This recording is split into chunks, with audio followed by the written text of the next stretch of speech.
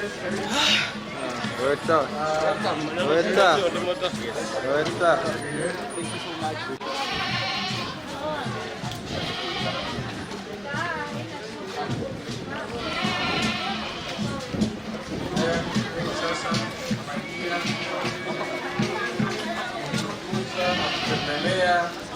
Drought, we usually have a bit of this project.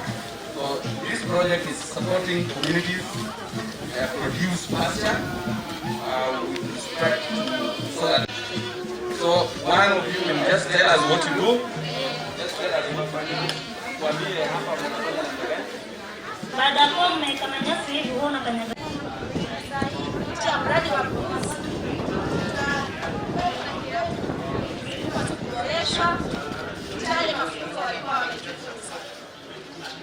and the project will build 280 of this for 280 houses. This is also part of the what is happening. There are many groups, so I want to welcome them just to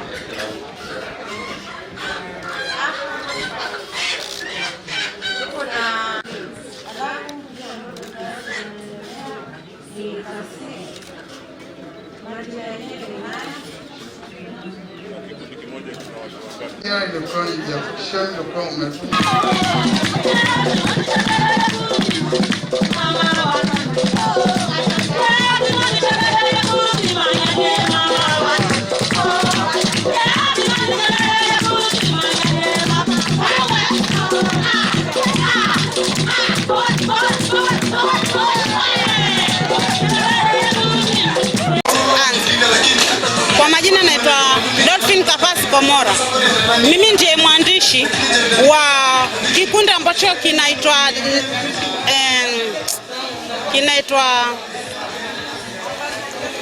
Neema Women Group chenye kimenileta hapa. Sisi ni wamama ambao tunafuga wafugaji wa nyuki, wakulima wa nyuki. Kwa hivyo hii European build hii imenunua mizinga 100. Hiyo mizinga 100 tukagawanya kwa zile groups ambazo ziko huko nyanjani. Kama grupu yangu ilipata mizinga 40.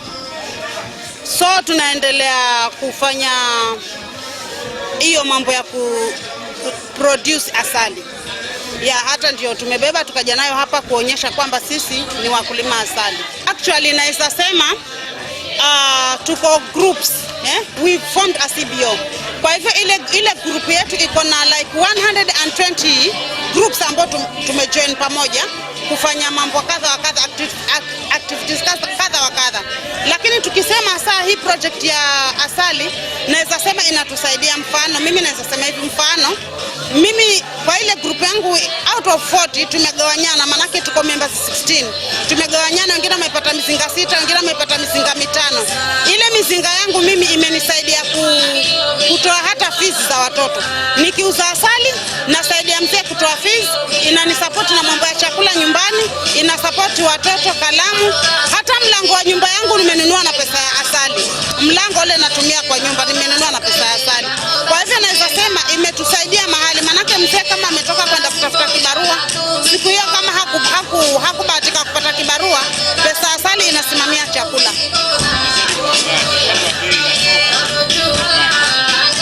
Bei ya soko kusema kweli, hii group ambayo tumeform kubwa ambayo inaitwa Tana Conservation Network imefungua mahali ambapo panaitwa Collecting Center Minjila.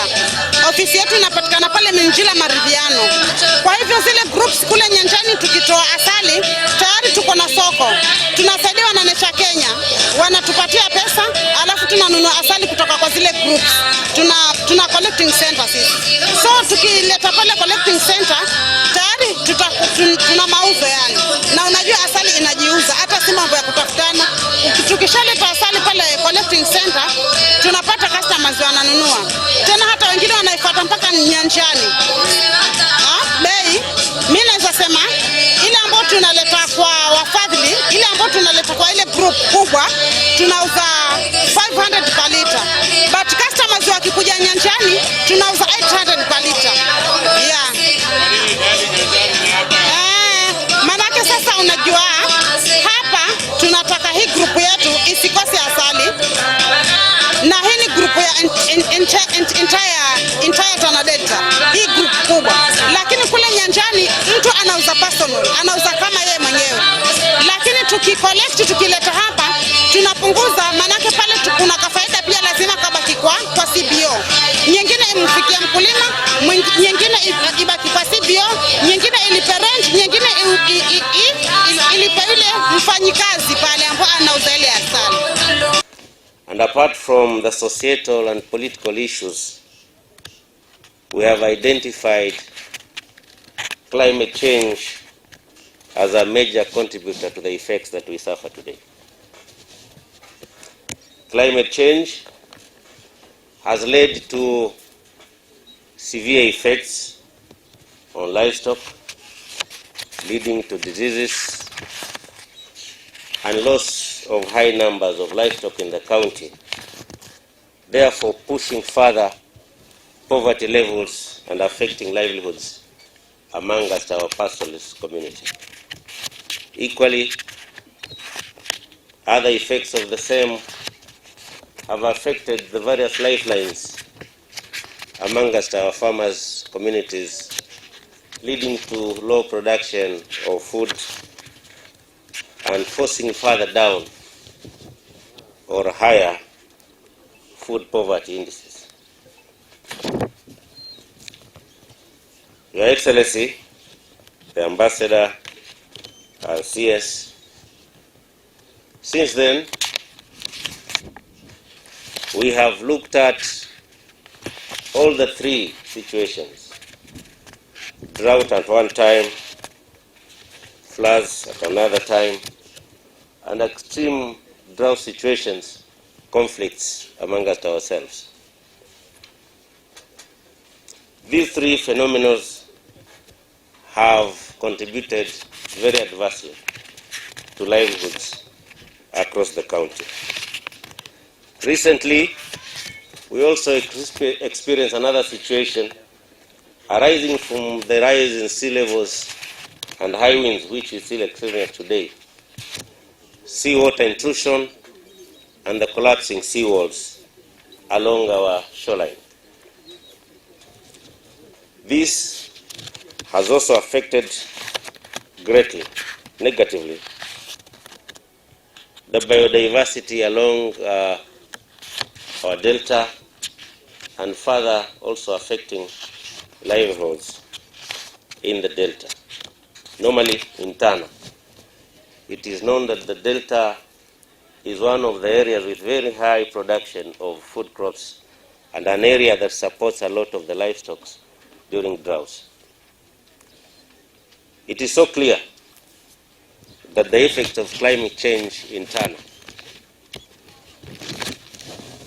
are the major contributors to the effects, to the indices of poverty,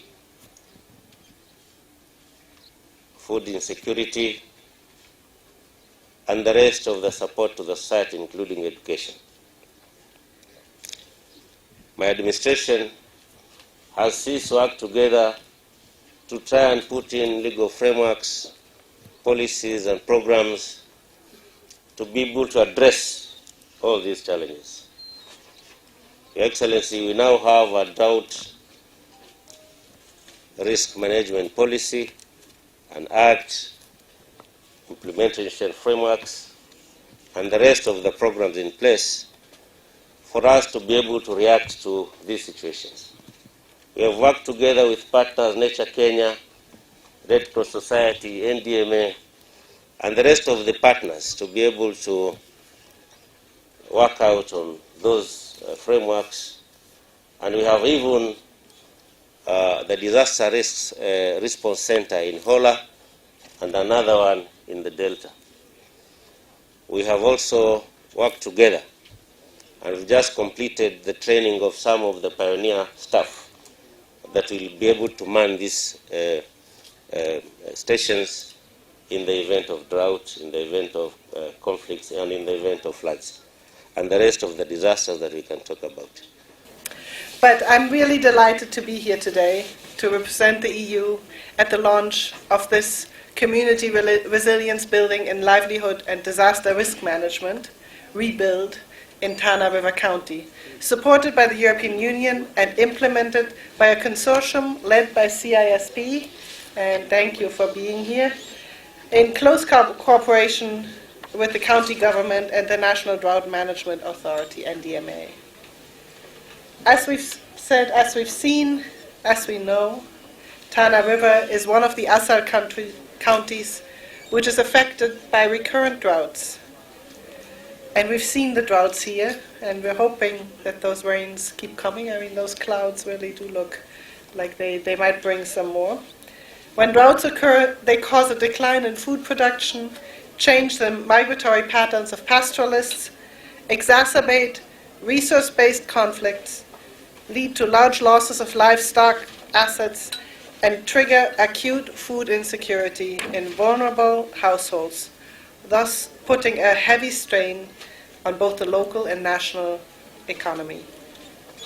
The county is also affected quite often by floods, and we've seen some of the areas that have been recently flooded, or areas that we think might get flooded very soon, and where you are in good foresight thinking about how to move your population somewhere where they are safer from the floods. And during these heavy rains upstream, when the water in Tana River overflows, that's when you get all these floods, and some of the parts of the county then also experience insecurity episodes, also due to its close proximity to Somalia. Despite droughts and floods being unavoidable natural disasters, we know they've been here. We know Tana River has been an Assal county for a long time, and we do also recognize that this is exacerbated by climate change. And therefore, when we as humans have caused climate change, there should be and there will be also things that we can do to mitigate climate change by human action. This is why the European Union is supporting the Enabling Drought Emergencies program that aims at promoting secure and sustainable livelihoods of households through interventions that increase income and protect loss of productive assets as a result of the changing climatic shocks and frequent droughts. The purpose of the project we are launching today is to mitigate the adverse effects of drought and other climate change-related emergencies. And they really are emergencies. It is one of the 4 NGO grants the European Union is supporting in 4 counties, including West Pokot, Baringo, Isiolo, and Tana River. It aims at enhancing food and nutrition security of vulnerable households, especially for women and children, and generating sustainable livelihoods and protecting productive assets. The European Union is delighted by this project, as it is expected to reach 9,200 households, so we are up from the 1,000 beneficiaries you were asking about. 9,200 households, including pastoralists, agro-pastoralists, smallholder farmers, fishing communities, 60% of whom are expected to be women, 16 schools with 4,800 children, 36 community-based organizations and 54 women's groups, 290 government officers, including county and sub-county authorities, NDMA, veterinary and agricultural officers, and an additional 22,000 community members benefiting from community management of disaster risk reduction awareness and peace-building activities. These activities will complement our long-term support to the National Drought Management Authority, which has been active in Tana River with drought preparedness projects including livestock, water supply, health, peace and security, and education. It will also leverage on the EU support to the establishment of the milk mini processing plants in Garsen, the one I visited yesterday, and Bangale, support the modernization and commercialization of the fishing industry at Kipini, and the land governance program implemented by FAO. And that we will be launching tomorrow. Not to mention future planned support under our Go Blue program.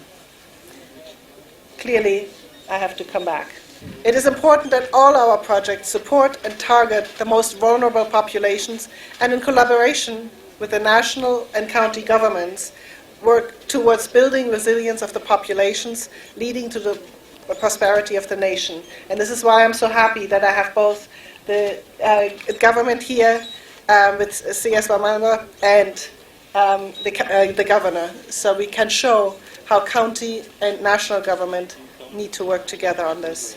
And this, ladies and gentlemen, is at the core of what the European Union, in partnership with the national government and the county government, wants for Kenya. This will require a push for investment and reform, as well as the need to strengthen the Kenyan economy and focus on helping small businesses invest and create jobs, and make Kenya more resilient to growing populations and the effects of climate change. In closing, ladies and gentlemen, let me just say a few words concerning our future programming. We at the EU delegation and the EU worldwide are currently preparing the strategic planning for the next 7 years of our partnership with all countries, but specifically, obviously, here with Kenya, seeking to find areas to support Kenya in its development priorities. Initial proposals for the 3 strategic sectors focus on the following: green transition and resilience, human development and inclusive growth, and governance, peace and stability. Na leo nimesikiza sana viongozi wenu wakizungumza hapa.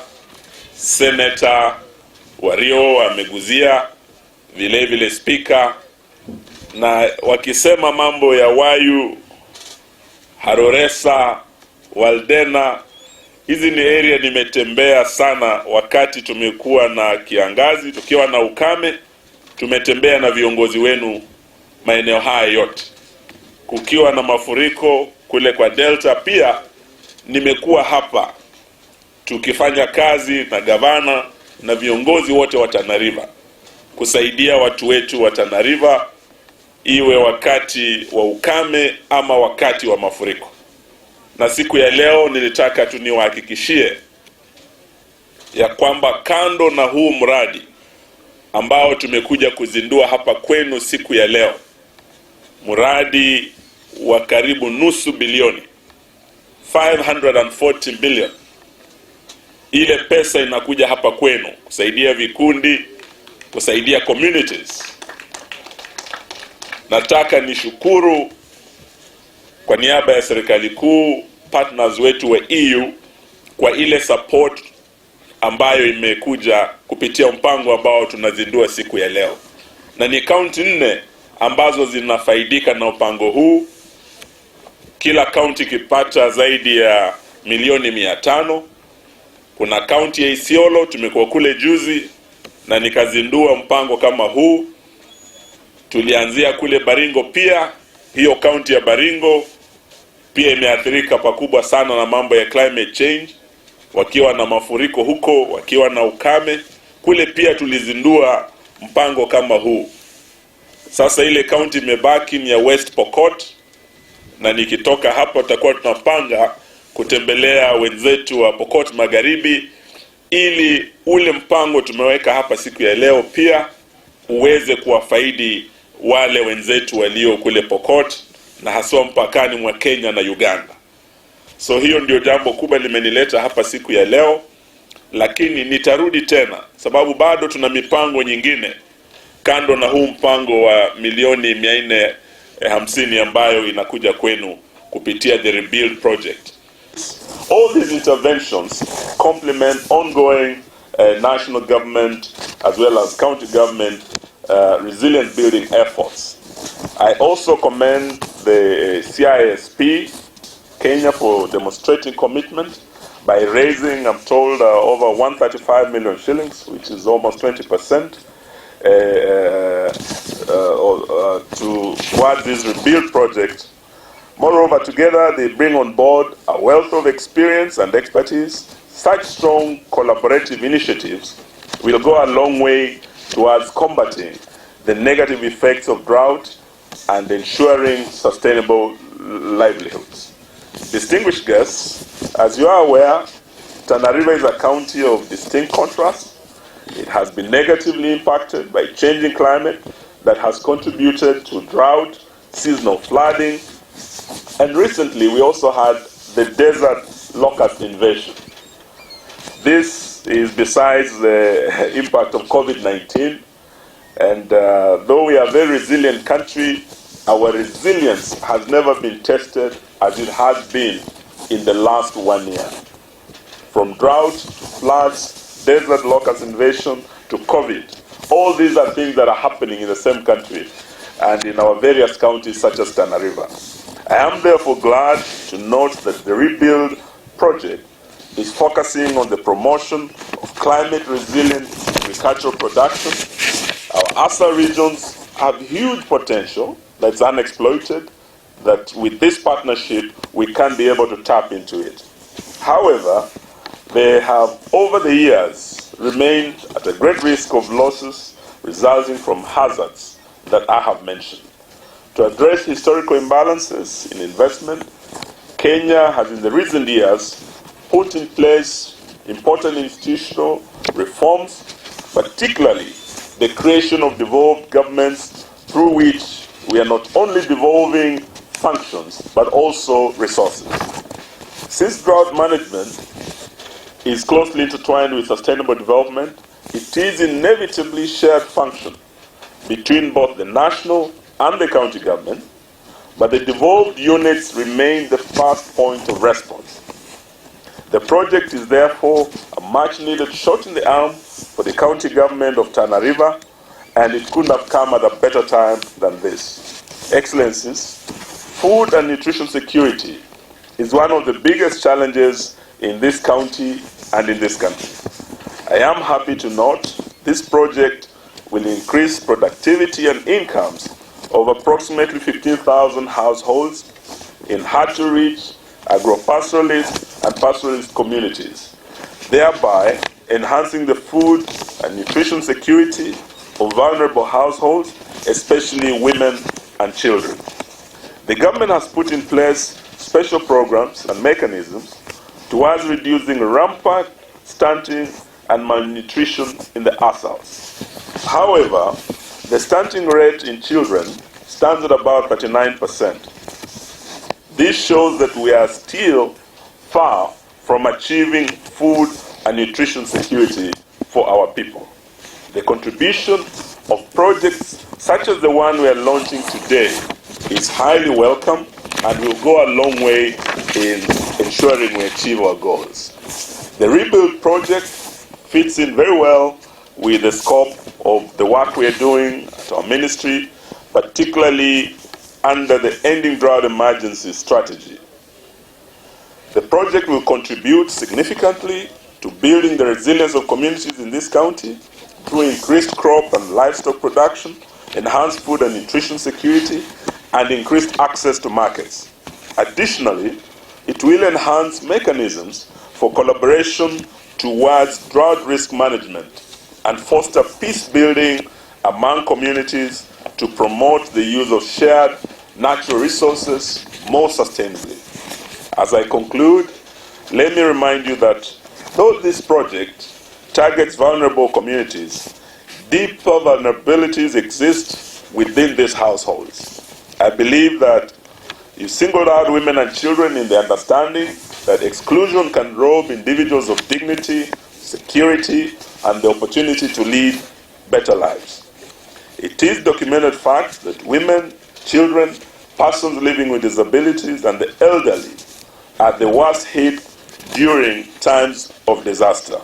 We must therefore aim to leave no one behind as we address the perennial challenges of drought as well as floods.